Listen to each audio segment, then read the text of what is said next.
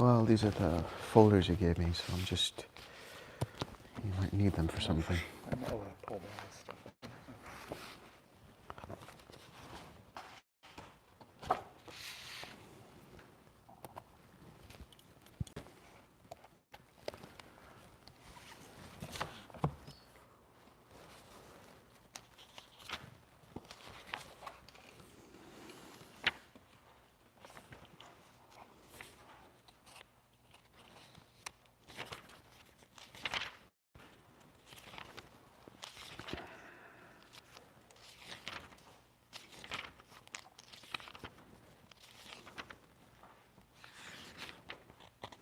Oh, you already got one like.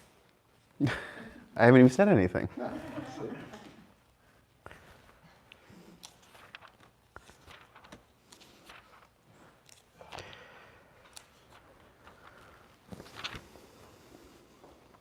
try to get this to 1,000 likes. No pressure, huh?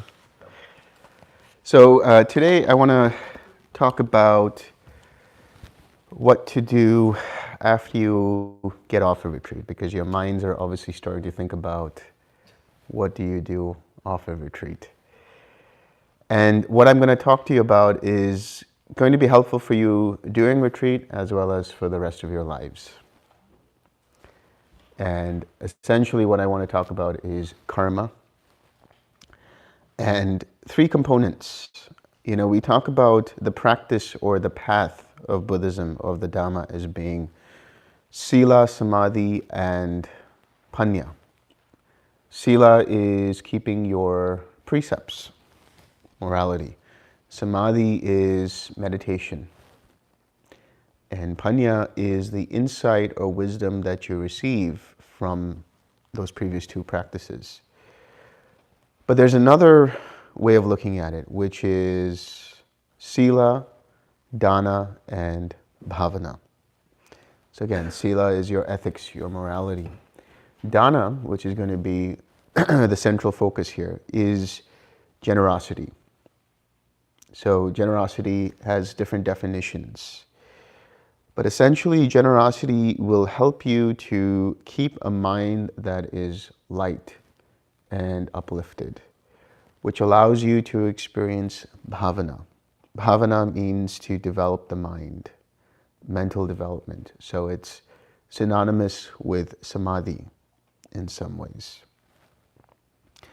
The power of keeping the precepts is something that should not be underestimated. The precepts, the 5 basic precepts. Right now, you're taking 8 precepts.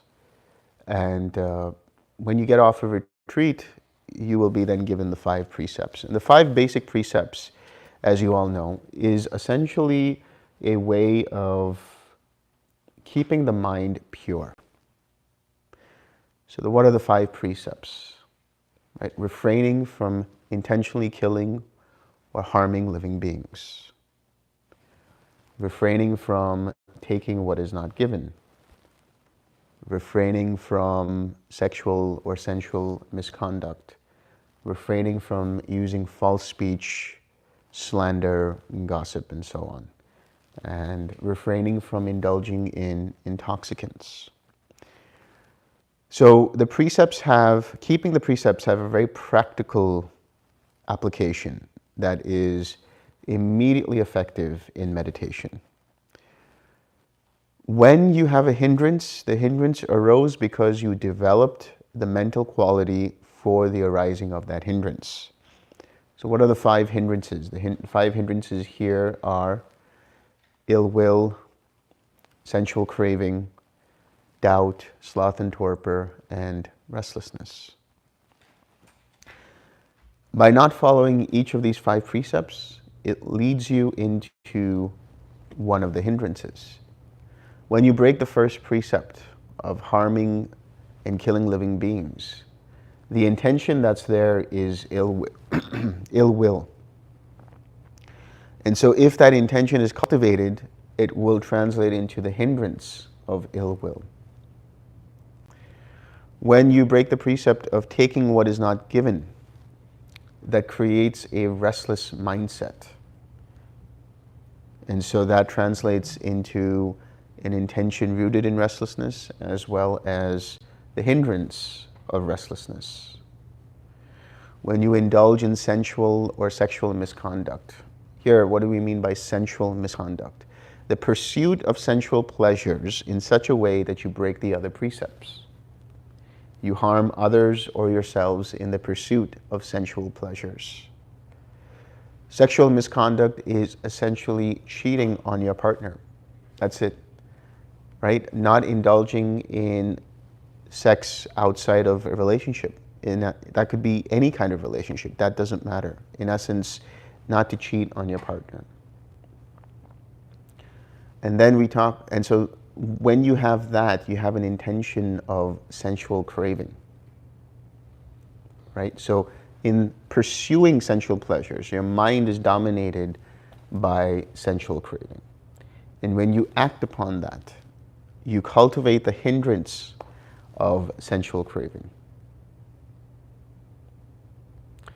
When you indulge in false speech, in slander, in gossip, you're essentially perverting the truth. You're causing doubt in others, and you're causing doubt in yourself. You start to lie so much that you need to create more lies in order for that lie to ring true.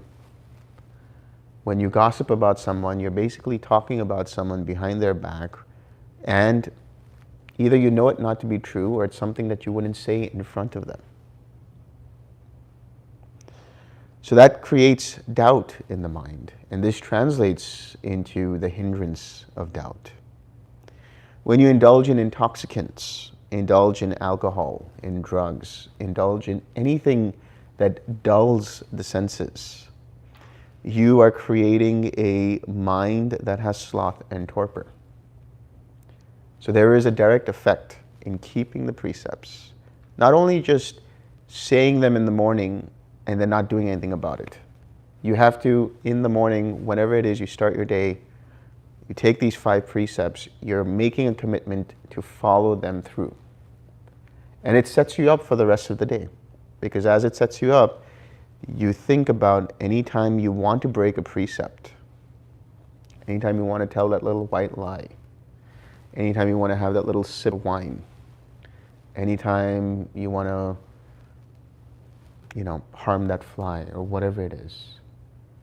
Your mind has that little conscience, that Jiminy Cricket that says, you shouldn't be doing that. And that's very important. There is a power in keeping the precepts, and this has a great karmic resultant, right? And so I have some wonderful snippets of suttas and examples and things like that I'll get into. But one of the things that really stuck to me was this. All thanks to David's work, David Johnson's notes. Right here it talks about the benefits of keeping precepts. You won't die from an accident. In other words, you will actually live out your normal lifespan. You will die naturally, however that will be. But you will never get into an accident that is going to cause you death. Conservation of wealth due to holding up precepts. In other words, whatever you have now will remain, right? And whatever you continue to earn and maintain as your wealth or whatever it is, that will not diminish. You always get what you need, maybe not what you want. Sounds like a lyric to a song, doesn't it?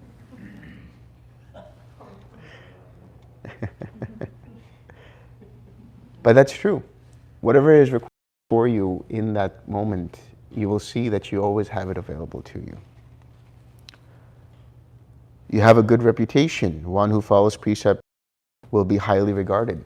There's a certain dynamism about you. There's a certain magnetism about you. People somehow can feel your aura, let's say, can feel that there's something different about this person.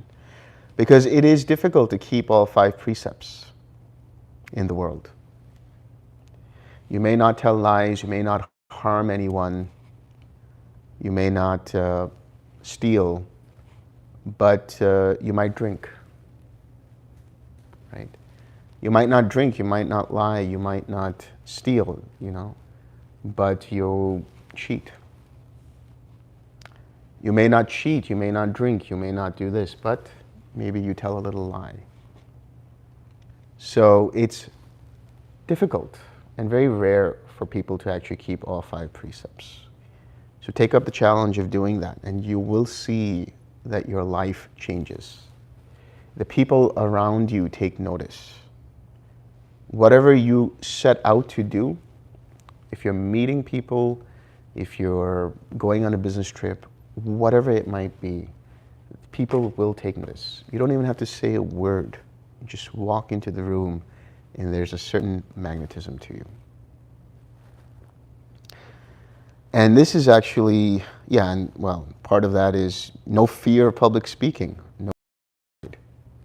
So those of you who are in, something where you have to present and you have to have public speaking, things like that, you won't have any fear of that. There's nothing to hide, right? You just go and you speak. And you speak from this certain level of power. And that's just because your mind is so pure and so uplifted.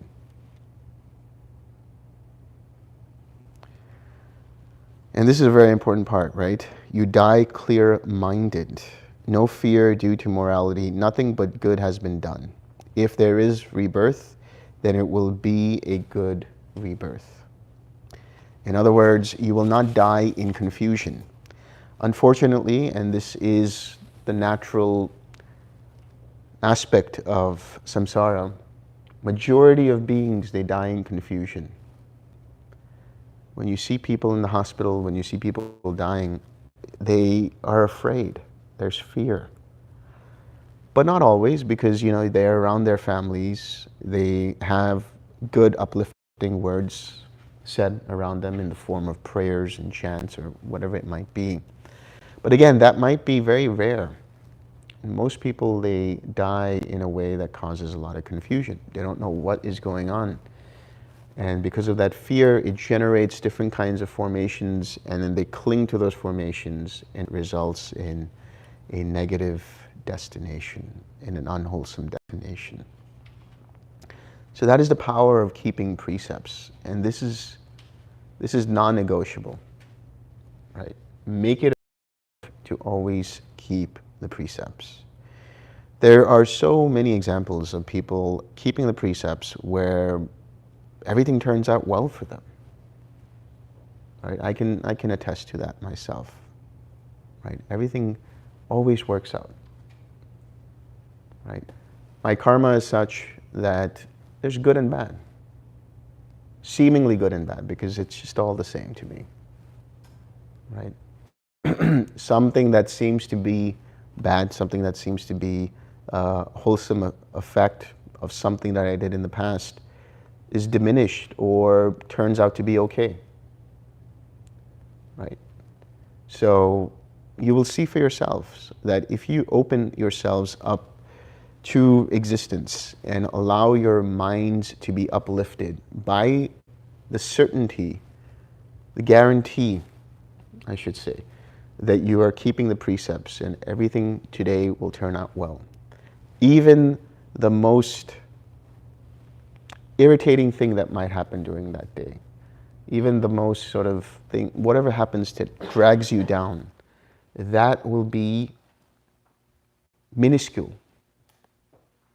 compared to all of the good things that are happening in that day. And so that takes me to karma. And there is a wonderful sutta here, collection of suttas, but I'm going to read one of them, which talks about that. And it's called A Lump of Salt.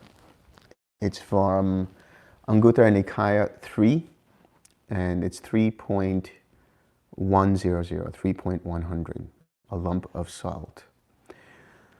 Because if one were to say thus, a person experiences karma in precisely the same way that he created it, in such a case, there could be no living of the spiritual life, and no opportunity would be seen for completely making an end of suffering. But if one were to say thus, when a person creates karma that is to be experienced in a particular way, he experiences its results precisely in that way. In such a case, the living of the spiritual life is possible, and an opportunity is seen for completely making an end of suffering. Here, bhikkhu, some person has created trifling bad karma. In other words, they have created some kind of mental, verbal, or physical action. Yet, it leads him to hell. While some other person here has created exactly the same trifling bad karma. Yet, it is to be experienced in this very life without even a slight residue being seen, much less an abundant residue.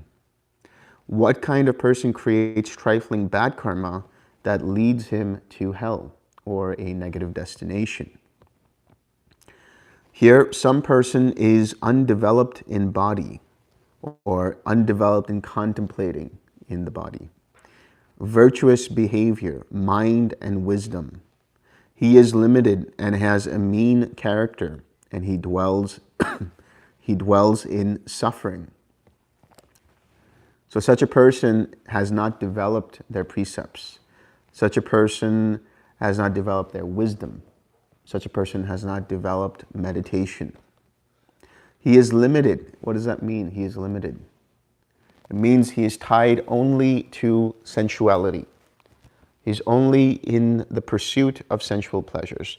When the Buddha talks about limited and unlimited, he's referring to limited as these sensual heavens and the human sphere and below. Unlimited refers to anything from the Brahmalokas and above.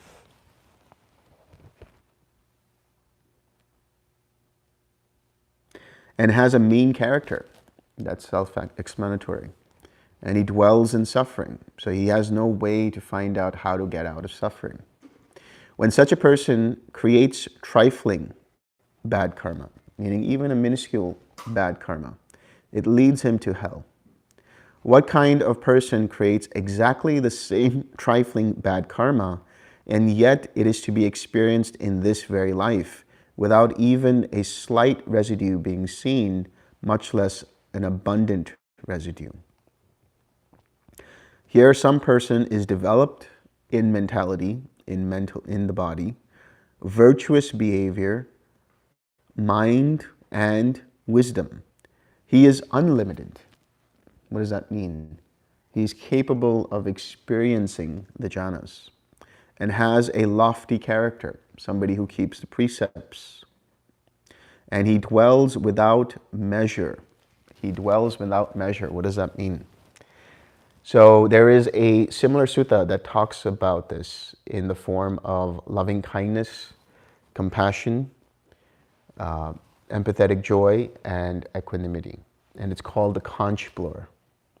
And it talks about just as one who blows the conch and it goes in all directions, that sound, one develops a mind filled with loving kindness, filled with compassion, filled with joy, filled with equanimity, and pervades it in all directions. When that happens, his limited karma remains trifling, meaning he experiences it in such a way that it doesn't affect him beyond this life. Whatever he has to experience as an effect of that trifling bad karma, it is very minuscule. When such a person creates exactly the same trifling bad karma, it is to be experienced in the very life without even a slight residue being seen, much less an abundant residue. Suppose a man would drop a lump of salt into a small bowl of water. What do you think, bhikkhus? Would that lump of salt make the small quantity of water in the bowl salty and undrinkable? Yes, Bhante. For what reason? Because the water in this bowl is limited. Thus, the lump of salt would make it salty and undrinkable. But suppose a man would drop a lump of salt into the river Ganges. What do you think, bhikkhus? Would that lump of salt make the river Ganges become salty and undrinkable? No, Bhante. For what reason? Because the river Ganges contains a large volume of water. Thus, that lump of salt would not make it salty and undrinkable. So too, bhikkhus, some person here has created trifling bad karma, yet it leads him to hell, while some other person here has created exactly the same trifling karma, yet it is to be experienced in this very life without even a slight residue being seen, much less an abundant residue. Again, he repeats the same thing. What kind of person creates trifling bad karma that leads him to hell? Here, some person is undeveloped in virtuous behavior, in mentality, in mind and wisdom. When such a person creates a trifling bad karma, it leads him to hell. What kind of person creates exactly the same trifling bad karma, and yet it is to be experienced in this very life, without even a slight residue being seen, much less an abundant residue? Here, some person is developed in the body, that is in mentality, virtuous in behavior, mind and wisdom. When such a person has created exactly the same trifling bad karma, it is to be experienced in this very life, without even a slight residue being seen, much less abundant residue. So there's so much to discuss about karma. There's so much to understand about karma. But what you should understand is, what can you do in this present moment to allow the cessation of karma? So the Buddha said karma is to be experienced in the form of the six sense bases, right? That is old karma. That is what you have inherited as a result of your previous actions. And then the new karma that arises is done so through the ingredients of craving, clinging, and becoming. So mindfulness is that gatekeeper. If you notice that everything you are experiencing right now in the present moment is a result of your previous karma, and you don't identify with it, you don't take it personally, then it will dissipate. And because of the lack of your reactivity, which is the fuel for that karma to continue, because of that lack, there won't be another arising. It will dissipate. It might come up again, but this time it will be weaker. And you see this for yourselves in the meditation. Whenever you 6R a hindrance, what happens? If you are properly 6Ring a hindrance, the hindrance starts to weaken. It might occur again. And what do? You 6R it again. This time it becomes even weaker, and you do it again. And eventually it goes away completely, and your mind goes back to jhana. So 6Rs, I mean, that is the encapsulation of the Eightfold Path. And the Buddha has said that the cessation of karma is the Eightfold Path. So whenever you make the right effort to notice unwholesome states, let them go and replace them with wholesome states of mind, you are actually letting go of karma. And this is where not only the precepts come into place, but also generosity. And it's known as dana in Pali. So when we talk about generosity, we're talking about giving in such a way of whatever it might be, giving of our resources, giving of our shelter, giving of our money, giving of our clothes, giving of our smiles. It's as easy as that. Sharing a smile with somebody at the store, right? You go to any of these grocery stores and you see these cashiers, and they're not always so happy, right? It's just a routine thing, whatever they're doing. But if you can bring a little joy into their day, just imagine how uplifted their mind is. And just imagine how uplifted your own mind will be. Just having a normal conversation with someone and uplifting their mind, sharing a smile, sharing a joke. People remember you, right? That becomes a highlight of their day, that, yeah, I had fun that time. In that moment, my mind was uplifted. It doesn't seem like a big deal, but for some people, it can be a big deal. And there's karma in that. You are helping another person become uplifted. And that's a wonderful thing. You are spreading your joy. That's a form of generosity, right? So I'm going to give you a couple of suttas about generosity, the importance of generosity.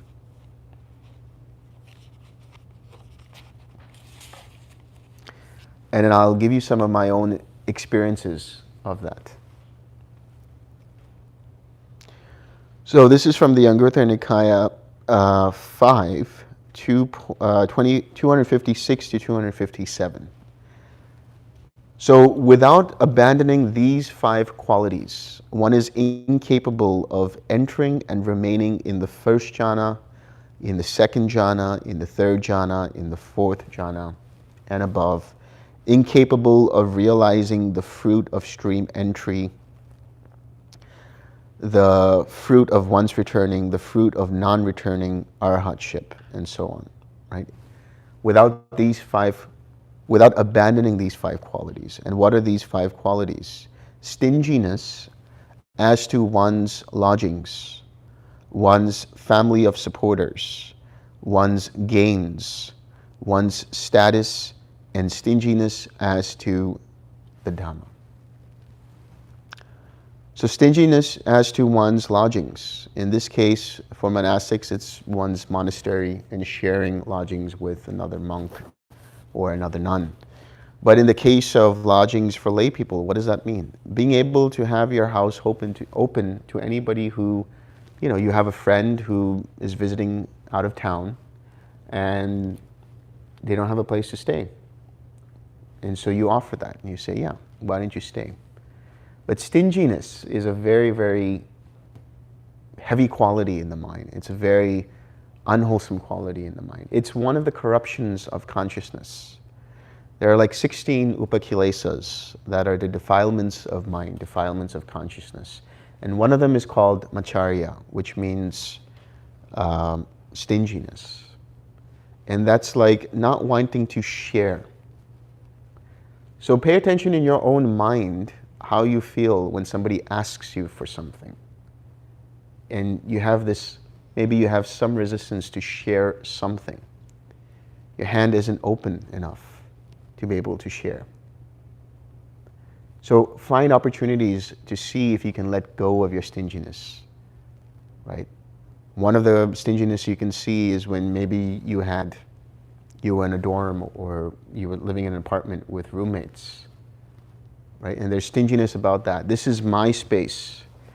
Do not enter my space, right? At your own risk. Right? That's stinginess. It's like, no, this is my space. You become like Gollum, my precious, Don't do that. You saw what happened to Gollum, right, at the end?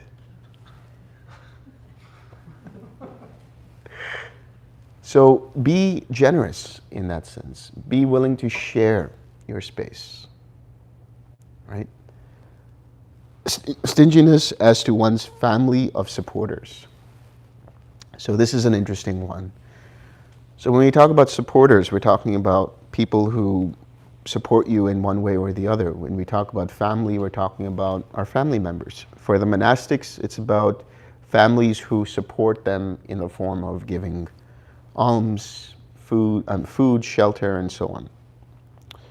So being able to connect with that family member to another monk is one way, Or if your family is there and you try to control everything that they're doing, right? Let go of that. Let go of the need to control what's going on in the household, right? Yeah, of course, as parents, let's say you have children, you have a duty to your children to make sure that they are not getting into trouble. But you do it in a way that is wise, compassionate, and skillful. Don't be domineering. Right? So you might have resources, you might have connections. You might know somebody who needs help with something and you say, hey, I know a guy. Let me give you his number. Or I know a person that can help you with this. Right? So making those connections, you're actually doing two things. One, you're helping that person, and you're helping the person who might be of service to that person, right? You're helping the service provider. Or they might do it for free or whatever it is, but You're allowing that further flow of generosity to happen. So stinginess of one's gains, whatever it is you gain, whatever it is that you earn, right? Being able to share that, being able to share a meal, being able to pay for another person's meals, being able to just give a gift to someone because you just felt like it. I had that so many times happen to me. When I was in San Diego, for example, I lived with a guy who was very, very wealthy. He had a lot of money and a lot of resources. And I stayed at his place, and he had this huge 8,000 square foot mansion, right? It was great. We had a fun time. It was like a Devaloka. And you drive, and it's this secluded, gated community, and he has this huge backyard with a saltwater pool and a hot tub and this and that. And I had my own room, and it was great. It was wonderful. And we didn't have a home theater. We had a theater in the home, right? We had it was about 12, 14 seats, 100-foot screen. It's wonderful. Imagine watching the news on that thing, you know? And that's what we used to do. We used to watch Chicago PD and Chicago Med and other shows on that, and with the 8.1 speaker system and all of that. Anyway, that was a lot of fun. And he earned his wealth through all kinds of means in the technology sector and doing this and that. But he was also a very generous guy. Very, very generous. I mean, the first thing he would do if somebody was coming to his house was, "Have you eaten yet?" You know, and share a meal with them. Whenever he, and this is just good business, of course, but whenever he had a potential partnership with someone, he would invite them over, and he'd have an amazing meal cooked for them. And then he would talk about what he did and what they did, that share their interests together, and just make sure that they had a great time. He would entertain them so well. Amazing food. We had a pool table, so sometimes we would play pool, or we had a ping pong table. And he was very competitive with ping pong, so I became really good by the end of my time there. So anyone who wants to try ping pong, let me know. But he was also generous in other ways. Like I would go with him on his drives, and he had some amazing cars. He had this really amazing Jaguar F-Type, which was like a jet on the road, and he'd love to just like speed through, And so he'd take me on these rides, and we'd go, and he'd go to the bank, and then he'd go in, and he'd have to withdraw some money. And then he'd come back, and he'd say, here's $1,000, right? So I made sure that I kept riding with him every time he went out.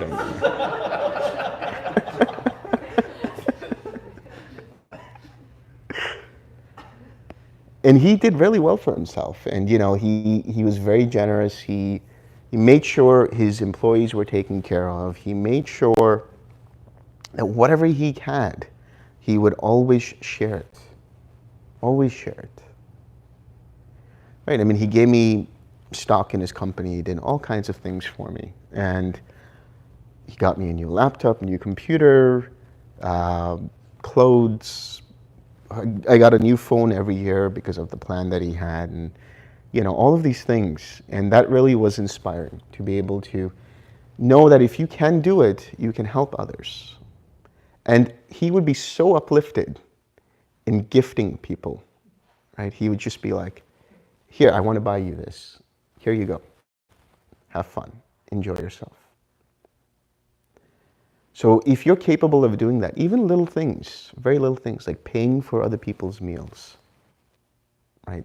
That's such a huge thing, because imagine what it feels like, or remember what it feels like when you were able to pay for somebody else's meal, how the state of your mind was. Very pure, very uplifted, very happy. Doesn't matter what the meal was, doesn't matter how much the meal was. It was just that you were able to break bread together and be able to provide that for the other person or other people. So that is sharing one's gains. whatever you have, being able to share that with others. One's status. So what does that mean, one's status? You know, maybe you have influence in your particular part of the world, in whatever it is that you do, in your stream of career, whatever it might be. And being able to help bring those people up. Maybe they need a job, maybe they need whatever it is, and you're able to make the connections and say, hey, I recommend this person. Why don't you talk to them and see if they might be useful in your company, right? So if you have influence over any kind of world around you, being able to share that with others, that's really how people, you know, grow in this world. It's through the connections that you make. And that's one of the things that I've spoken about many times, which is, you know, when we talk about making money or having wealth, it's not about just the ability to save and invest and all of these things, but it's about being able to develop very genuine relationships with people. Because when you do that, people remember you. And when people remember you, they think, hey, maybe this person is right for the job, or maybe this person is right for this or whatever. And they help you make those connections. And that's a way of sharing your status, your influence. It's as simple as maybe you're a really great author and somebody says, hey, can you endorse this book for me? Right? Can you write some little blurb about it?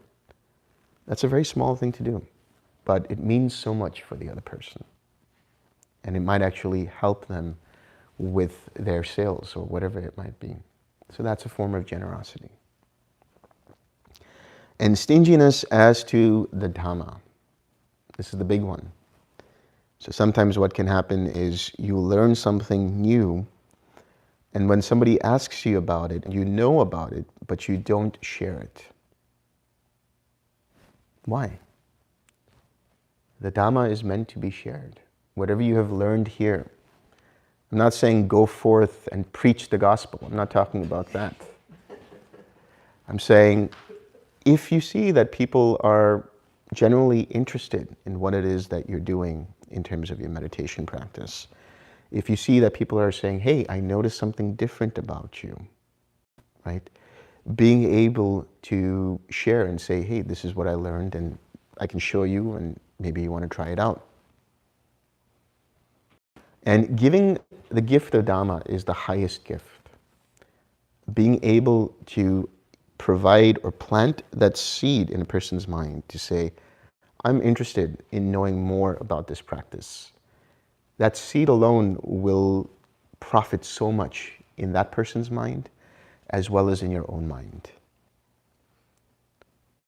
You know, when you speak to meditation teachers within the TWIM community and when you speak to guides, and they're helping all of these people in their meditation practices, and you see somebody who has an experience or into this jhana or has let go of this level of suffering, that teacher or that guide, their mind is so uplifted. They're so excited to talk to the other teachers about it. You know, this is what happened. It creates such a wonderful experience. So being able to share that experience with others, you know, when the time is right, when it makes sense to do so, that is so important. So don't be stingy with what you've learned. Be able to share what you've learned. And then it says, there are the 5 rewards of generosity. One is dear and appealing to people at large. One is admired by good people. One's good name is spread about. One does not stray from the rightful duties of the householder. And with the breakup of the body at death, one reappears in a good destination in the heavenly worlds. So this is from Anguttara Nikaya 5.35. So these are the 5 rewards of being generous with your resources, with your time, with your smile, with whatever it is that you possess. One is dear and appealing to people at large. People admire you, right? One is admired by good people. Your name, your reputation is a good reputation. When people think about you, they think about you in appealing terms. Oh, there goes that person, and their mind becomes uplifted when they think about you. And among good people, your reputation is such that you attract relationships and you attract people who will be beneficial for your path. Beneficial for your career path, beneficial for whatever it is that you're trying to do in your life. And so when that happens, things start to happen almost like on autopilot. Everything that you require comes to you. The people in your life, or the people that need to be in your life in order for you to achieve those goals, come to you, and they're willing to help you even before you ask it. You might even just think about asking them, maybe I should talk to this person.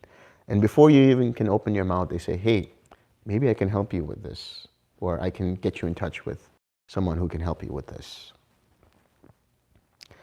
One's good name is spread about, again, the reputation, right? You have a good reputation amongst people. One does not stray from the rightful duties of the householder. So as a layperson, there are certain duties, right? That depends upon what relationship you have to the world. If you're a parent, you're a good parent. If you're a spouse, you're a good spouse. If you're a teacher, you're a good teacher. If you're a student, you're a good student. If you're an employee, you're a good employee. If you're an employer, you're a good employer. If you are a business person, you're a good business person. If you are an entrepreneur, you're a good entrepreneur. If you're a professional, you're a good professional. Because your mind remains clear, your mind remains uplifted, and you know what you have to get done. So you don't stray from the duties that need to be done. And of course, again, with the breakup of the body at death, one appears in a good destination in the heavenly worlds. But that's at the death. But even before that, I would say your mind becomes Deva-like. Remember when I talked about bhava, when we were discussing dependent origination, it's the kind of psychological state that the mind can be in based on the kinds of states that are in there. If you have unwholesome states, you have more unwholesome bhava. But if you're generous, you're kind, you're forgiving, you're compassionate, you have a good sense of humor. Your mind is light. You're able to be already in a Deva-like existence. You enjoy life. You have a good time. You have good friends around you. You have people who support you. If your relationships were souring before, as you start to become more generous, you'll notice because of the way your mindset is, because of the fact that you're sharing with your resources and your smile and your loving kindness, that the soured relationships start to become sweet again. The person starts to see something else about you and they say, hey, let me give them another chance.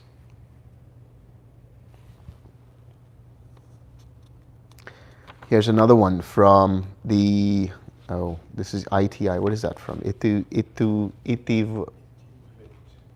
Itivituka, yeah. It says, if beings knew as I know, this is the Buddha talking, if beings knew as I know the results of giving and sharing, they would not eat without have given, nor would the stain of miserliness overcome their minds. Even if it were their last bite, their last mouthful, they would not eat without having shared, if there were someone to receive their gift. But because beings do not know, as I know, the results of giving and sharing, they eat without having given. The stain of miserliness overcomes their minds. So, you'll see oftentimes, especially David, he'll be sharing his food with Sukha and with Duk, much to the annoyance of other people around him. And he'll just sneak his food over there, And Duke knows. He knows. He knows. He'll smell David around. Okay, yeah. It's time for a meal now. Right? But that's because of the generosity. Are you going to say something? It's Sukha now. It's Sukha now, yeah. Yeah. Dukkha is like, yeah, I don't know, it's got, the Sukha wants like a hamburger. Just won't let me. And Bhante was the same way. He would do the same thing. I mean, all the animals would gather around his table and most of his meal was given to them. Right? And that's just to giving to dogs and cats. Think about sharing your food with others. If you understood the value of doing that, right? Just sharing a glass of water, sharing a little bit of your food. It's always nice. I mean, especially when you go to like Asian countries or when you go to India, for example, everybody shares their food. That's the cool thing about Indian food, is it's meant to be shared. There's no way you can't share it. So good. It's so good, right? It's arguably the best, but but that's just the culture in Asia of sharing. So next time, you know, it doesn't mean I'm saying that you have to, everybody goes in a line and shares food with Sukha. Don't need to do that either. That would be interesting. But you know, when you have the opportunity to share, share. And this is universal. This is not only in the Dhamma. You see this in all traditions. They talk about generosity in one way or the other. Hey, Jesus has spoken about it. Muhammad has spoken about it. Right? You have that in the Torah as well, about charity and giving. You have the concept of tithing. You have the concept of giving a percentage of your wealth to something good, to charitable works, to the downtrodden. And there is meaning in that. That is part of right view. We're going to talk about right view tomorrow, but one aspect of right view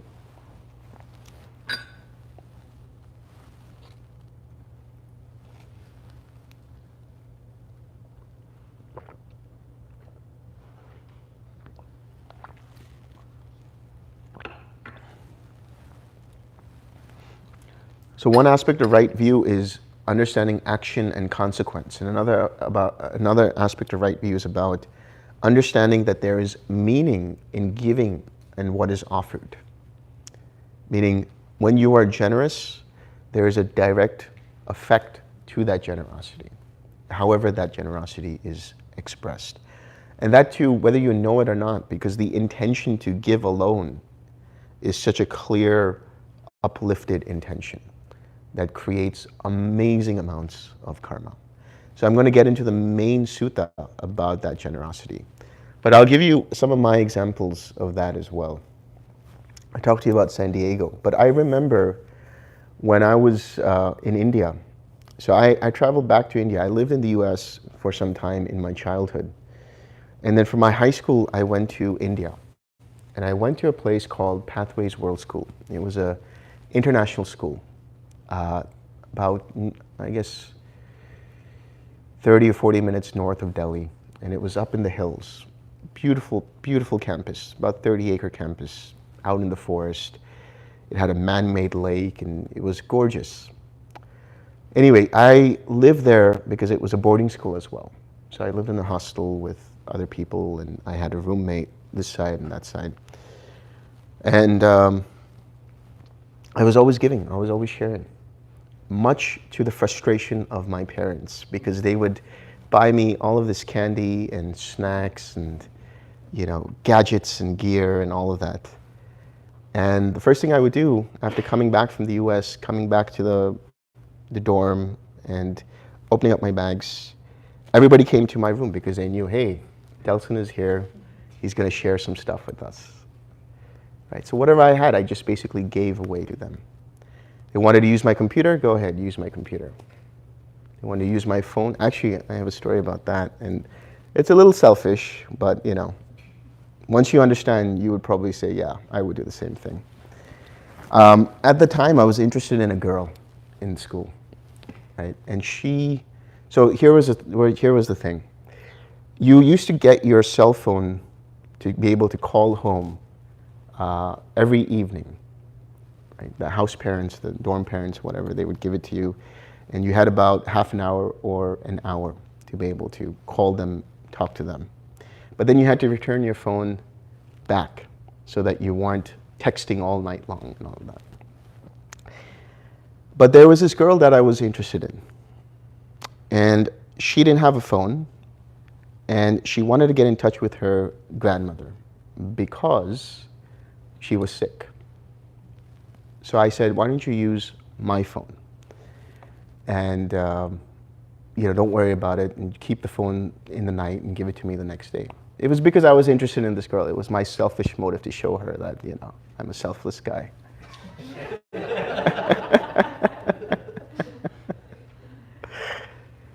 And she used the phone. She was very grateful and everything. But the next day, my phone rang in her room, and it was my dad. And she picked up the phone, and he said, who is this? And she said, this is so-and-so. And he said, where is Delson? And she said, I will find him and see where he is. Do you want to speak to him? He said, yeah, because I am in school right now, and I'm looking for him.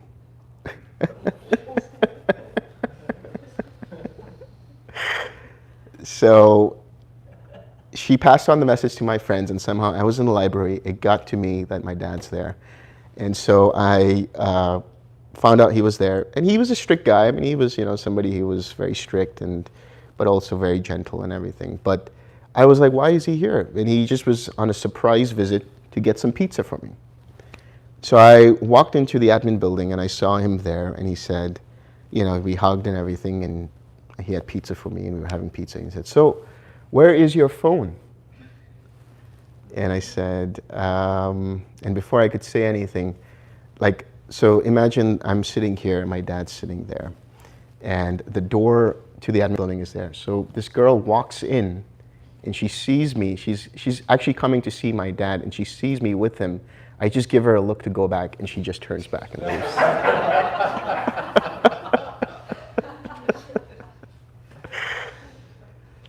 But that was just my nature. I was giving in all ways, as best as I could. And I'd always love to pay for people's food. Like, we used to go out almost every Saturday, and I'd try to buy pizza for everyone. And that then that just became the norm for me. Always being able to give and provide for people, however I could. They wanted to borrow my jacket. Here you go. Here's my jacket. They liked the shirt that I wore and it fit them. Here, take it. Of course, that was also upsetting to my parents because they bought it for me. But from a very young age, because I understood, you have to share what you have. When I was a very, very little kid in kindergarten, that was one of the things, share whatever you have. But I did it to the extreme. Shared as much as I could with everybody. Because for me, these things were more gratifying, more satisfying. And the amount of people that were around me, the people who helped me with whatever I needed, who protected me from all kinds of things, that was immense. And then later on, afterwards, when things didn't turn out so well because of other situations, I was still protected because of my generosity. I went to the Himalayas when I was 16.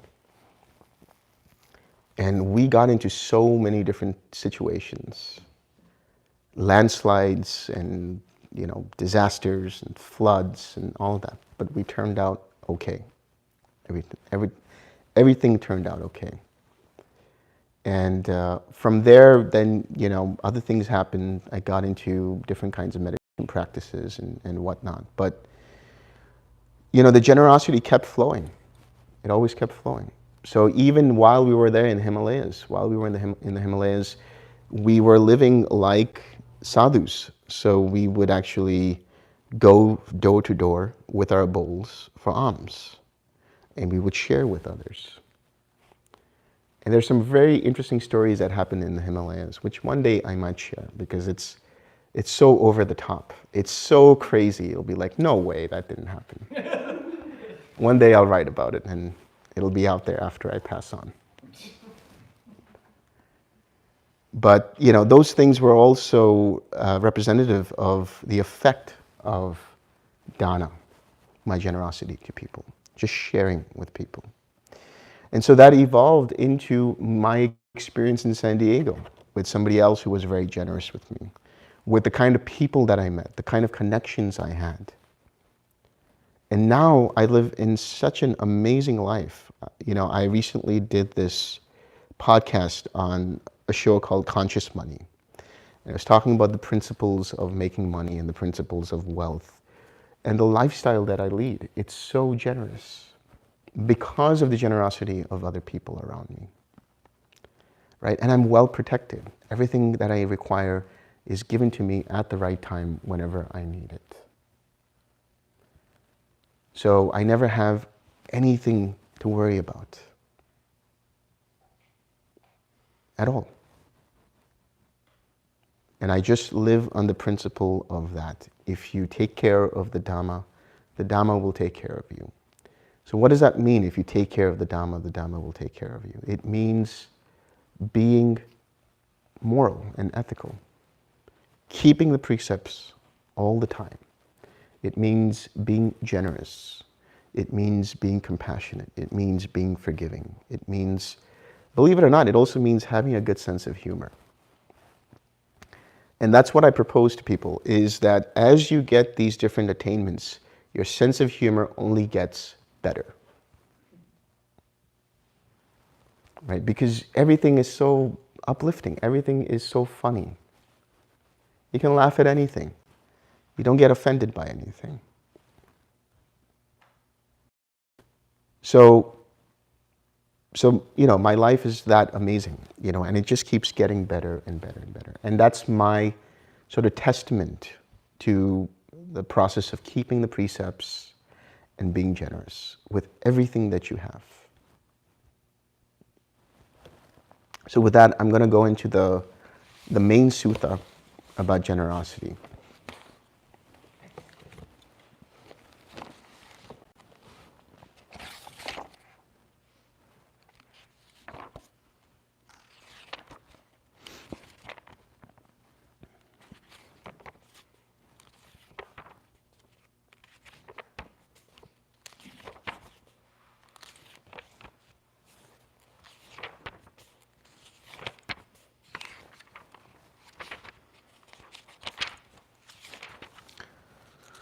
So this is Majjhima Nikaya 142, and it's called Dakkhina Vibhanga Sutta, the Exposition of Offerings.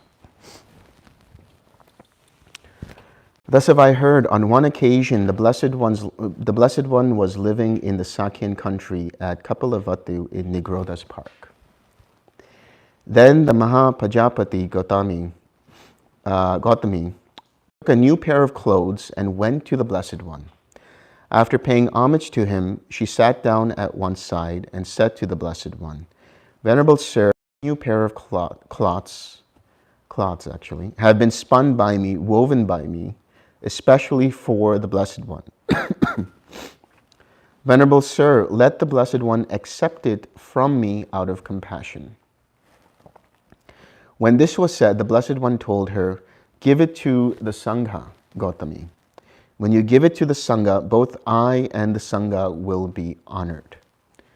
So the Buddha was not rejecting her gift. He was saying, give it to the Sangha.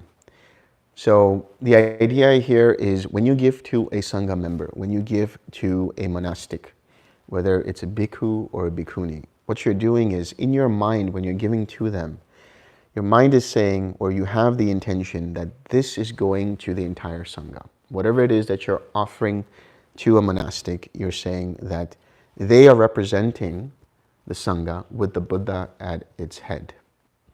And so this is for the entire Sangha. They're just accepting it on behalf of the entire Sangha. And so the Buddha is establishing that in this statement. He's saying, give it to the Sangha. And so it represents that it's being offered to the entire Sangha. A second time and a third time, she said to the Blessed One, Venerable Sir, accept it from me out of compassion. A second time and a third time the Blessed One told her, give it to the Sangha, Gautami. When you give it to the Sangha, both I and the Sangha will be honored. Then the Venerable Ananda said to the Blessed One, Venerable Sir, let the Blessed One accept the new pair of cloths from Mahapajapati Gautami. Mahapajapati Gautami has been very helpful to the Blessed One, Venerable Sir. As his mother's sister, she was his nurse, his foster mother, the one who gave him milk. She suckled the Blessed One when his own mother died. So the Buddha's mother died shortly after, or at that time the Bodhisattva's mother, died shortly after he was born. And so Pajapati Gautami was his foster mother. She took care of him as her own son.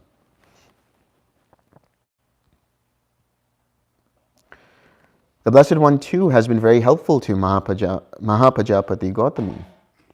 Venerable Sir, it is owing to the Blessed One that Mahapajapati Gautami has gone for refuge to the Buddha, the Dhamma, and the Sangha.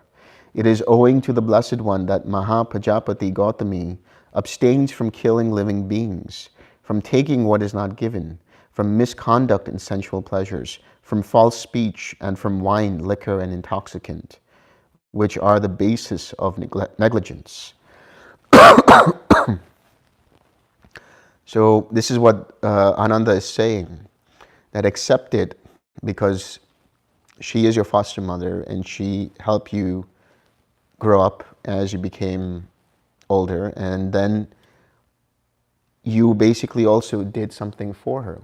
Number one, you offered her the opportunity to take refuge in the Buddha, Dhamma, and Sangha.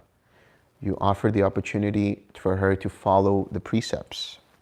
And then it is owing to the Blessed One that Mahapajapati Gautami possesses unwavering confidence in the Buddha, the Dhamma, and the Sangha, and that she possesses the virtues loved by noble ones. It is owing to the Blessed One that Mahapajapati Gautami is free from doubt from suffering, about the origin of suffering, about the cessation of suffering, and about the way leading to the cessation of suffering. The Blessed One has been very helpful to Mahapajapati Gautami. In other words, he has helped her to the point of at least experiencing stream entry. That's a wonderful thing you could do as a child, is to be able to help your parents get to that point, one way or the other. That is so, Ananda, that is so. When one person, owing to another, has gone for refuge to the Buddha, the Dhamma, and the Sangha, it is easy for the former to repay the latter. In other words, when somebody has given you the opportunity to take refuge, it is not easy for you to repay that person by paying homage to him, rising up for him, according him reverential salutation and polite services, and by providing robes, alms food, resting places, and medicinal requisites. When one person, owing to another, has come to abstain from killing living beings, from taking what is not given, from misconduct and sensual pleasures, from false speech, and from wine, liquor, and intoxicants, which are the basis of negligence, I say it is not easy for that person to repay the latter by paying homage to him, and so on. When one person, owing to another, has come to possess unwavering confidence in the Buddha, the Dhamma, and the Sangha, and to possess the virtues loved by noble ones, I say that it is not easy for the former to repay the latter by paying homage to him, and so on. So it is whatever a person does in the form of giving that opportunity to take refuge, to keep the precepts, and then to experience unwavering confidence and to experience stream entry. When a person has experienced all of that, it is difficult to repay them, right? But they do repay them in reverential respect and so on and so forth. When one person, owing to another, has become free from doubt about suffering, about the origin of suffering, about the cessation of suffering, and about the way leading to the cessation of suffering, and about the cessation of suffering and about the way leading to the cessation of suffering, I say that it is not easy for the former to repay the latter by paying homage to him. There are 14 kinds of personal offerings, 14 kinds of ways of giving dana. One gives a gift to the Tathagata, accomplished and fully enlightened. That is the first kind of personal offering. Unfortunately, that's not possible now. But when it was a big thing to be able to offer something to the Buddha. One gives a gift to a Pacheka Buddha. That is the second kind of personal offering. That too is not possible right now because there are no Pacheka Buddhas. One gives a gift to an Arahat disciple of the Tathagata. This is the third kind of personal offering. This could be possible. One gives a gift to one who has entered upon the way to the realization of the fruit of Arahatship. So everything from this moment forward, these offerings forward, is possible, or could be possible. One gives a gift to one who has entered upon the way to the realization of the fruit of Arahatship. This is the fourth kind of personal offering. One gives a gift to a non-returner. This is the fifth kind of personal offering. One gives a gift to one who has entered upon the way to the realization of the fruit of non-return. This is the sixth kind of personal offering. One gives a gift to a once-returner. This is the seventh kind of personal offering. One gives a gift to one who has entered upon the way to the realization of the fruit of once return. This is the eighth kind of personal offering. One gives a gift to a stream enterer. This is the ninth kind of personal offering. One gives a gift to one who has entered upon the way to the realization of the fruit of stream entry. This is the 10th kind of personal offering. One gives a gift to one outside the dispensation. So somebody outside of the Sangha, somebody outside of realizing the fruits of the Dhamma, who is free from lust for sensual pleasures. So this is somebody who might be an ascetic or a wanderer and has experienced meditative states like the jhanas. Because it's only in the jhanas that you're free of any kind of lust for sensual pleasures. One gives a gift to a virtuous ordinary person, so somebody who's just keeping the precepts. This is the 12th kind of personal offering. One gives a gift to an immoral ordinary person, somebody who doesn't keep the precepts, but you're still generous to them. You don't know if they keep the precepts or not, but you're just generous for the sake of being generous. This is the 13th kind of personal offering. One gives a gift to an animal. This is the 14th kind of personal offering. David is the foremost in this kind of offering. Gotta start somewhere.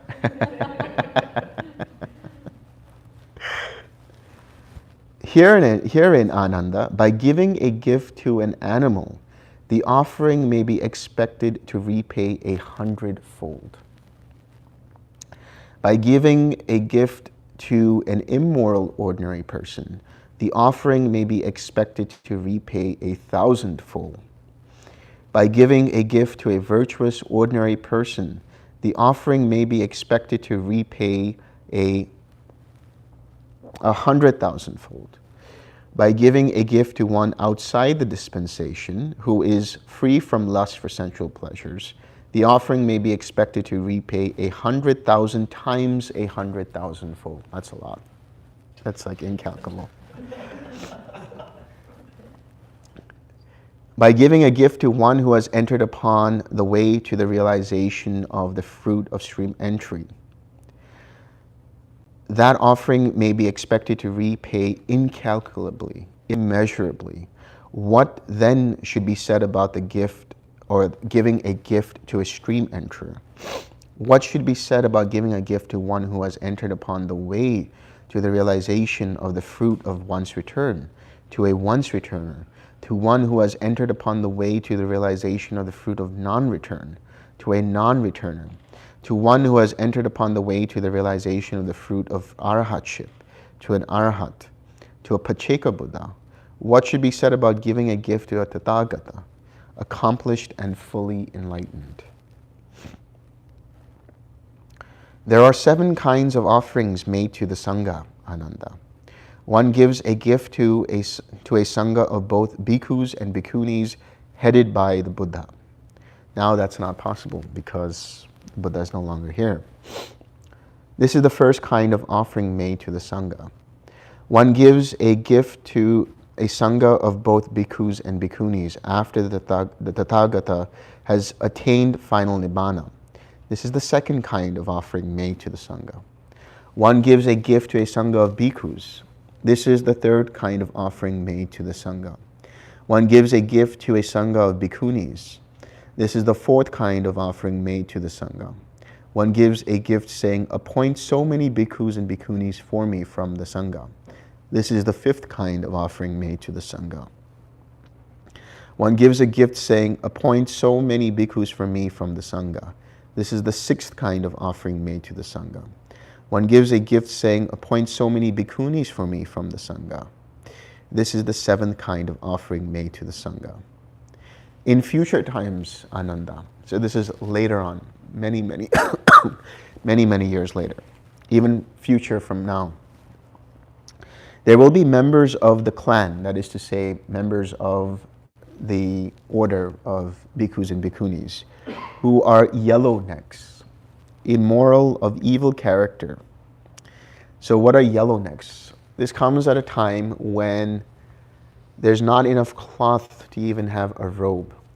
So in order for someone to know that they're a member of the bhikkhu or bhikkhuni sangha, they will have a little yellow cloth tied around their neck. But they will not be proper bhikkhus and bhikkhunis either, because as it says, they will be immoral and of evil character. In other words, they won't be following the Vinaya. And more than that, they're just ceremonially bhikkhus and bhikkhunis, because they still have day jobs and they're still doing other things. People will give gifts to those immoral persons for the sake of the sangha. Even then, I say, an offering made to the sangha is incalculable, immeasurable. And I say that in no way is a gift to a person individually ever more fruitful than an offering made to the sangha. Very interesting. So in your mind, when you're giving to a member of the sangha, when you're giving to a bhikkhu or bhikkhuni, give with the understanding that this is going to the entire sangha headed by the Buddha. Because that is much more fruitful than giving to one person individually with that mindset. There are, Ananda, 4 kinds of purification of offering. What 4? There is the offering that is purified by the giver and not by the receiver. There is the offering that is purified by the receiver, not by the giver. There is the offering that is purified by neither by the giver nor by the receiver. And there is the offering that is purified both by the giver and by the receiver.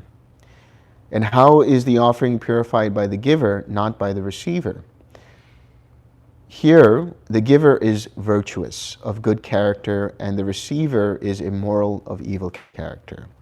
Thus, the offering is purified by the giver, not by the receiver. So in other words, the fruition of karma is greater. And how is the offering purified by the receiver, not by the giver? Here, the giver is immoral, of evil character, and the receiver is virtuous, of good character. Thus, the offering is purified by the receiver, not by the giver. And how is the offer purified? Neither by the giver nor by the receiver. Here, the giver is immoral, of evil character, and the receiver is immoral, of evil character. Thus, the offering is purified neither by the giver nor by the receiver.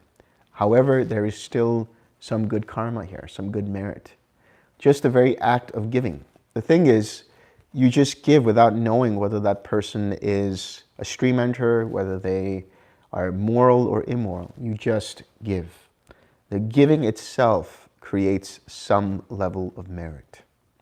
And that merit will be understood or will be realized at some point in your life, right? If not in this life, another lifetime.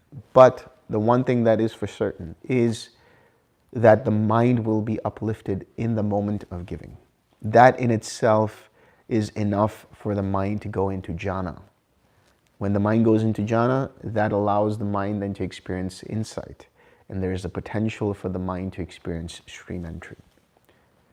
So keeping the precepts and giving, these two things are really the foundation for the entire path. They are the path, actually, because every time you have right intention, every time you have right speech, every time you have right action, your intentions are generous because they are for the sake of relieving pain and suffering, not for the sake of adding to a person's pain or suffering. That in itself is also being generous.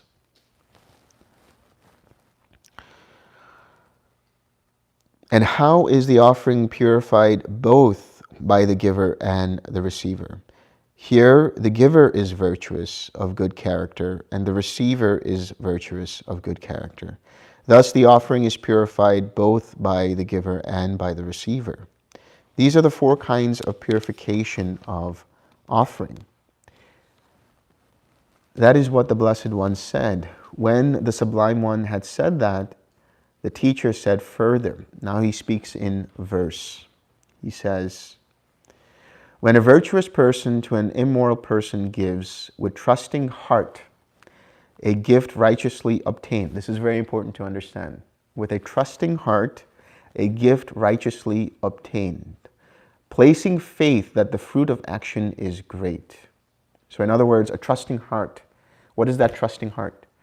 Confidence in the fact that this is a moral action. Confidence in the fact that this is in alignment with the Dhamma. Righteously obtained doesn't mean that you steal from somebody and then offer dana from that. You have to, through your own efforts, from your own gains that have been rightfully gained, offer whatever it is that you want to offer.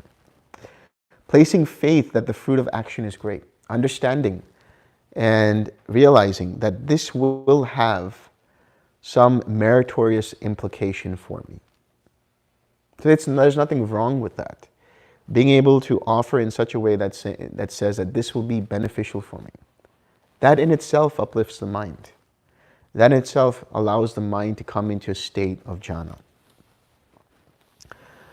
When an immoral person to a virtuous person gives, with untrusting heart, a gift unrighteously obtained, nor places faith that the fruit of action is great. In other words, this person has no belief in karma, doesn't care about merit or the meaning in giving and all of that. And they've stolen it and they've given it to this person, but that person is virtuous. By their uplifted mind, by their uplifted intentions of keeping the precepts, right, and having virtue, the receiver's virtue purifies the offering. When an immoral person to an immoral person gives, with untrusting heart, a gift unrighteously obtained, nor places faith that the fruit of action is great. So neither of them are uplifted. Neither of them have any virtue. Neither's virtue purifies the offering. However, even if it doesn't purify the offering, there's still some sliver of merit in the intention of giving.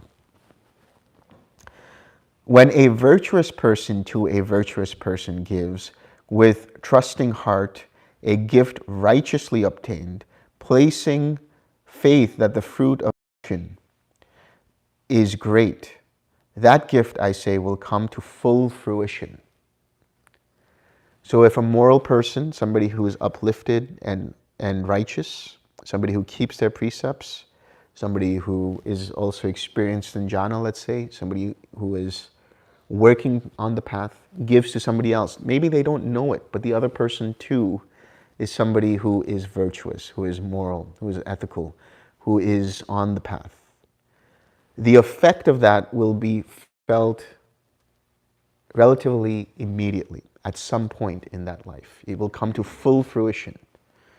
You're bound to experience the benefit of that at some point.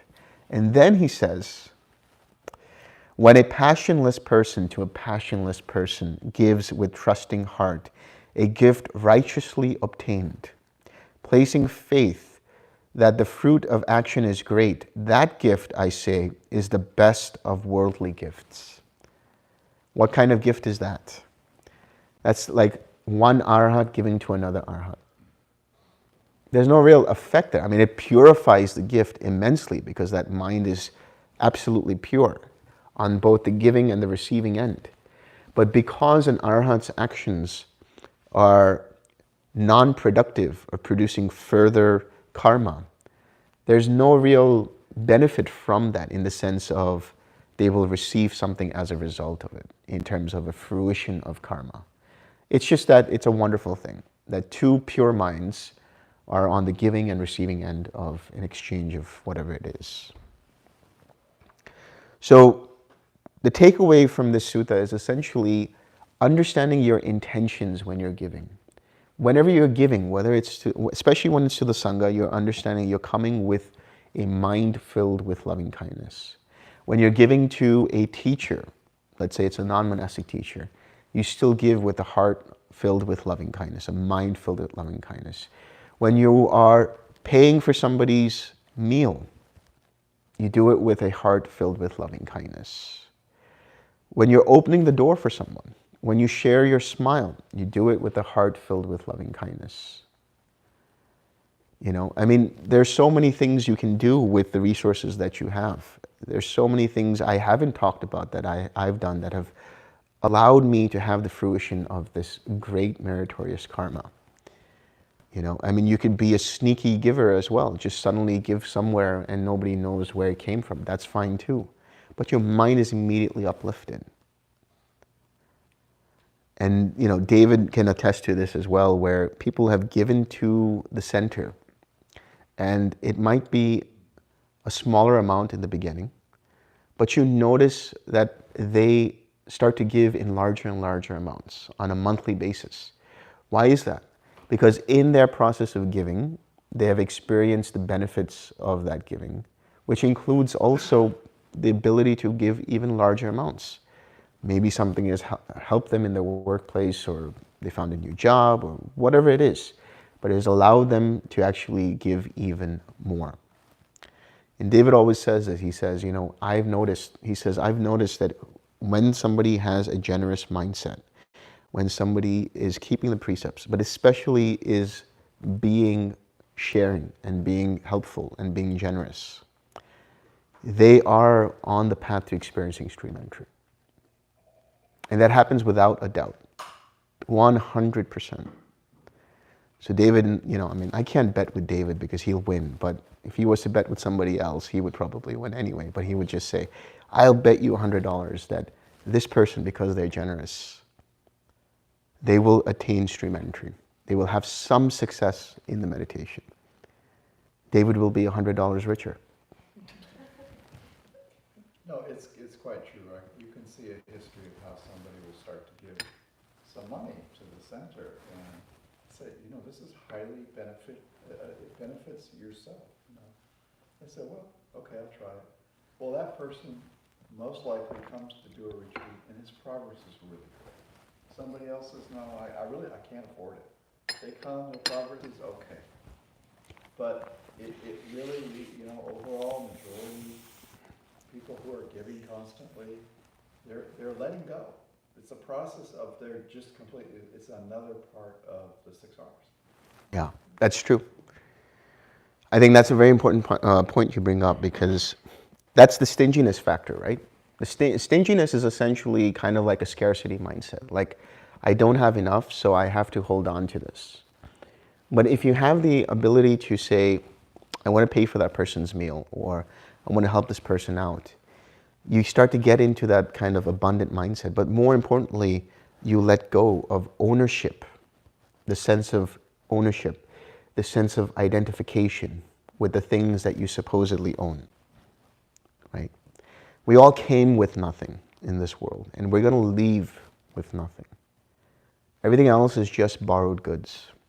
It might have your name on it, right? Your name might be on the deed. Your name might be on the title. Your name might be on the bank account, whatever it is. But ultimately, you're not taking any of that with you when you're gone. So the ability to let go of that stinginess and say, hey, I want to be able to share, that only opens up pathways for the ability to share even more. And that also comes into where people want to share with you. So the levels of generosity become returned to you, right? The ultimate level of generosity is to live like a monk. You allow others to be generous to you, right? You allow people to pay the bill for you. Oftentimes you will try to pay the bill, you'll try to pay the meal, already somebody's done it,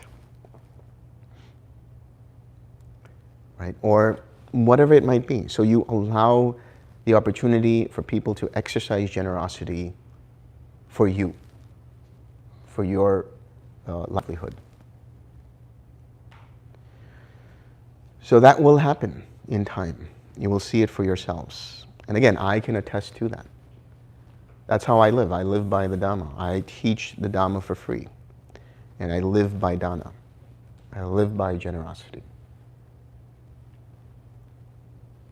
It seems impossible. It seems difficult, but I'm having a great time. Yeah, you're living as a monk, in a sense. Yeah. By generosity, by precepts. You eventually just become a monk. Yeah. Whether you have robes or not, you're a monk. Yeah. People take care of you, you preach the Dhamma, and just live at ease. Yeah. It's all good. I have no idea what day my schedule is like, where I'm supposed to go, what I'm supposed to do. So I have people tell me, hey, you're supposed to be in Europe at this time, this day. Okay, get me there. I'll get there. Go ahead, talk. All right, what next? There's an entire master calendar that's there up until the year 2025. It shows you all the dates of where I'm supposed to be. I still don't know where I'm supposed to be, where, and when. It's just like, I get a message, here are your tickets, you have to go here. Okay, cool. I show up and do that, take a break. And the wonderful thing is the lifestyle I lead, right? So if I'm going to Europe, or if I'm going to Japan, or if I'm going here or there, the wonderful thing is the people who are organizing those things take very good care of you. They make sure you're well fed. They make sure that you have good housing. They make sure that you have enough comfort as well. So they make sure that you have enough break time. So I'm traveling the world, teaching the Dhamma, but also being like a tourist. Like I can go and check out, if I'm in Japan, I can go to Tokyo if it's possible. Or if I'm in Europe, I'm going to the UK, so I'll check out Big Ben, for example. Or if I'm going to France, check out the Eiffel Tower, do all the touristy stuff. And that also is taken care of by my organizers. And it's a wonderful life.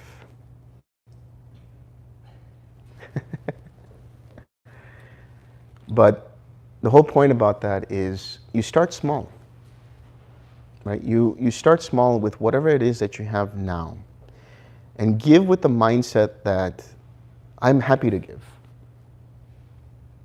Because stinginess is also about the intention of how you give. You might say, okay, I might give this much to this particular person.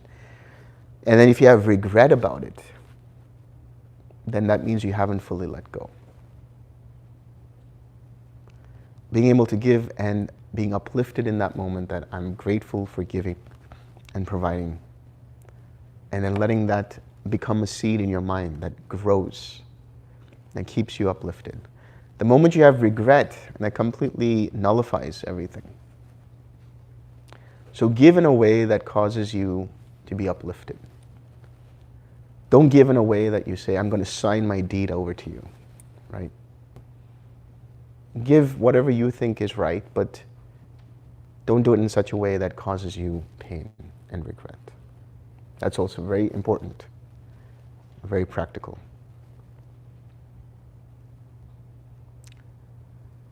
So any questions? Yeah. I have some questions, 2 questions about keeping the precepts. Yes.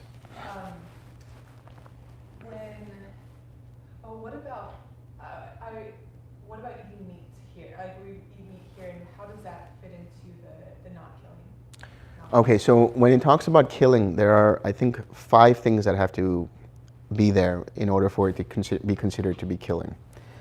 There has to be a living being.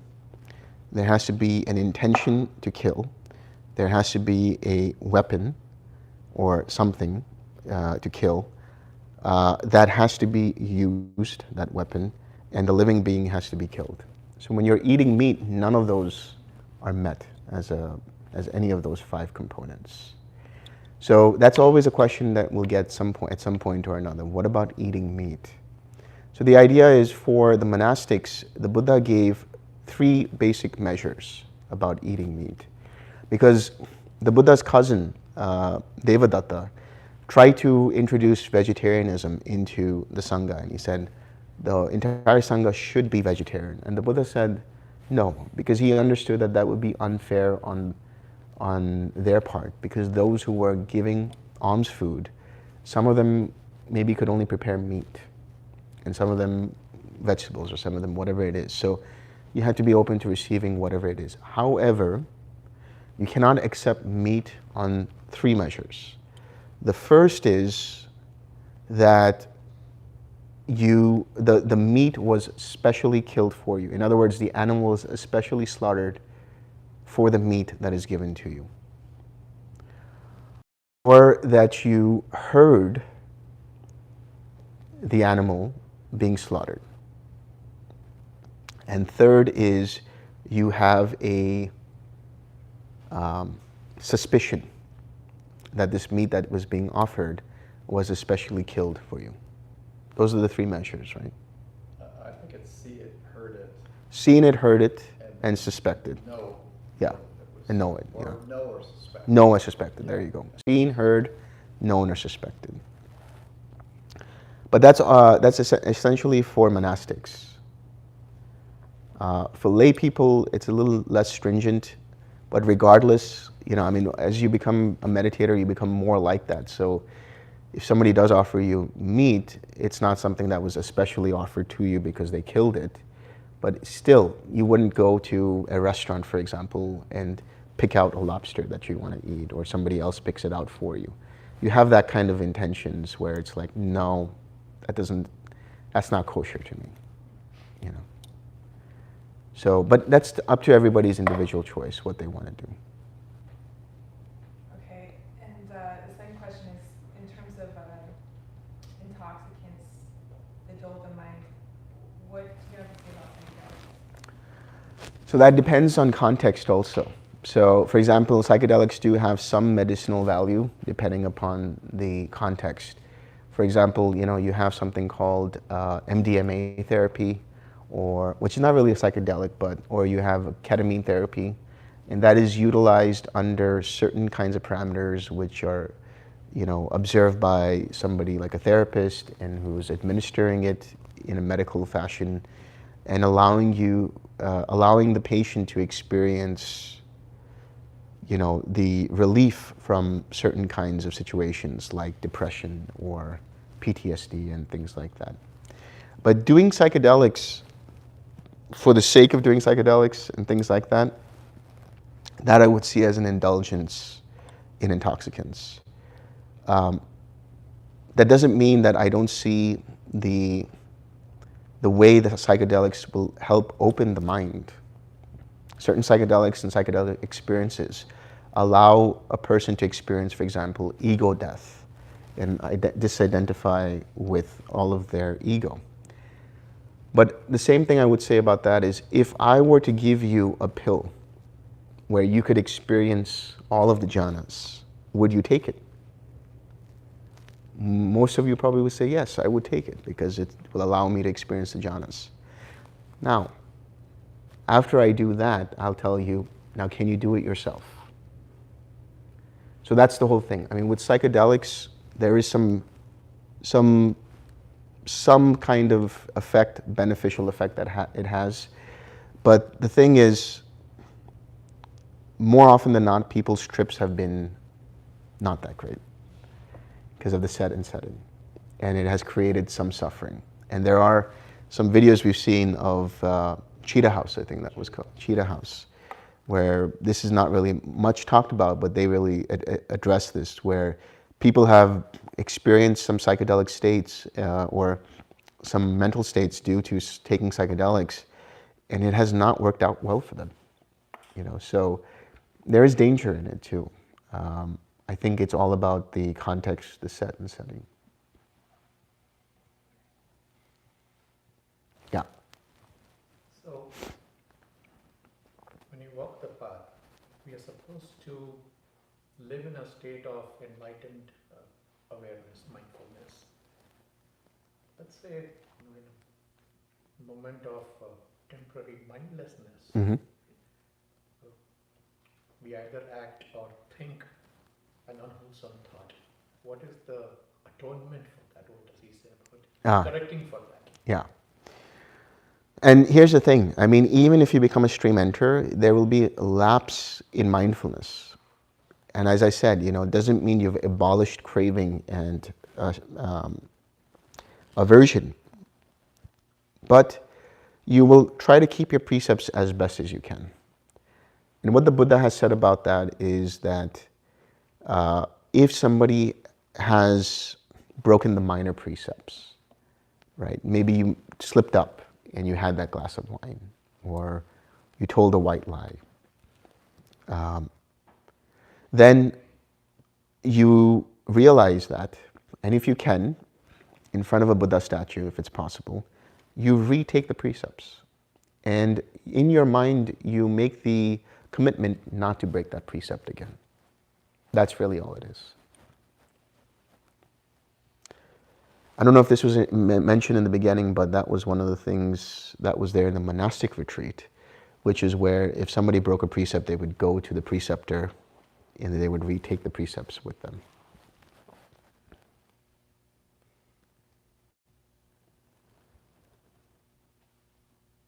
Yes? On a similar note, what's the deal with prohibition on singing and dancing? Well, For monks. that's for monks, yeah. I mean, And for meditators. Yeah. I imagine it could be uplifting. Oh yeah, it is definitely uplifting. So the idea is that singing and dancing is really a sensual pleasure. And with meditation, you want to approach meditation where you're secluded from sensual pleasures. So the idea is for monks or for monastics, they've gone into the monastic order as a way of getting to Nibbana. And so actually the bhikkhus have, what was it, David? How many precepts? 277. 277. 227. Sorry, 227 precepts. And the bhikkhunis, Venerable Basa? 311 precepts. And there are all kinds of precepts about, for example, not pulling out the weeds from the ground. And there's so many different things there. And it's all because you're creating a certain lifestyle in the monastic order where you have let go of the lay life completely. And so now you have one goal and one goal only, which is to attain Nibbana. So it's basically getting to a point where you are very determined and dedicated to the practice. So singing and dancing inherently, there's nothing wrong with them at all. And as lay people, it's okay, it's fine. But in a meditation center, if you want, when you take the 5 precepts day after, you can sing and dance all you want. Yeah, let's have a disco. Yeah, let's do that. Yeah. I think in the morning it's the 8th precept, when we read it, is to be loving and kind to all beings. Yeah. Isn't the actual 8th precept to not sleep on a high or luxurious bed? Isn't that the part of the precepts or no? Yeah. Is it Dante V just removed it. We just don't. And he Got put it. in, let's be loving and kind to all beings. Let's take it as a precept. And you'll notice it actually doesn't say precept. It just says we need to be loving and kind to all Right. beings. So it's not. It's added. You caught it.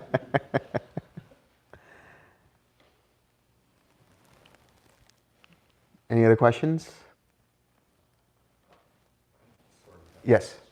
You sort of have a question? You either have a question or you don't. It's like when you're in the the Seinfeld joke. Feels like it might be Yeah. the appropriate question. Oh, we love those. Well, I'll roll with it anyway. So, on top, do you have any personal tips and tricks for like maintaining, like on top of or outside of what's in the suttas? Like, have you done or seen anything where you're like, this also works really well? In terms of what? In terms of, like practices in lay life that help you maintain sort of a level of calm or like a steady mind. Good sleep.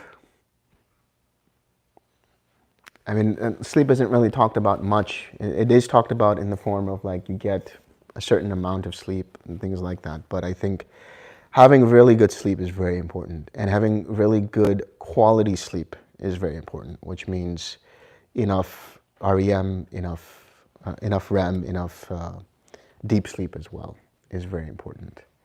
Because think about it. I mean, and this is so weird because I had this question on one of these online Q&As, and the question, and it kept coming up, is like, so do we have to be sleep deprived in order to experience success in the meditation? And I said, where are you guys getting these questions?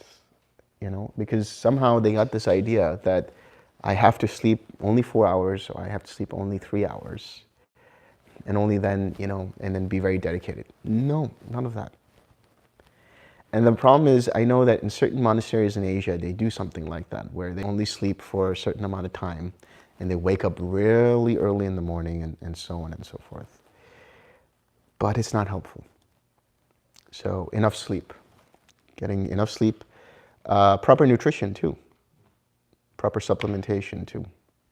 That's not talked about in the suttas much, but in terms of modern science and stuff, yeah, you need that kind of vitality to be able to have that energy to meditate and do all these things.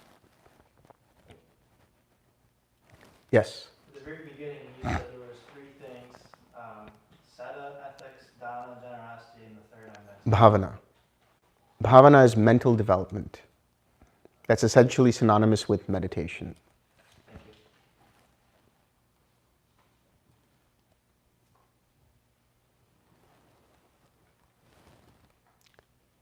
All right, let's share some merit.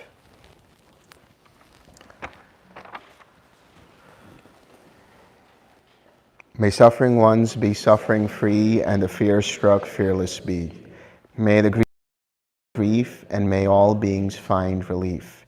May all beings share this merit that we have thus acquired for the acquisition of all kinds of happiness. May beings inhabiting space and earth, devas and nagas of mighty power, share this merit of ours. May they long protect the Buddha's dispensation. Sadhu, sadhu, sadhu.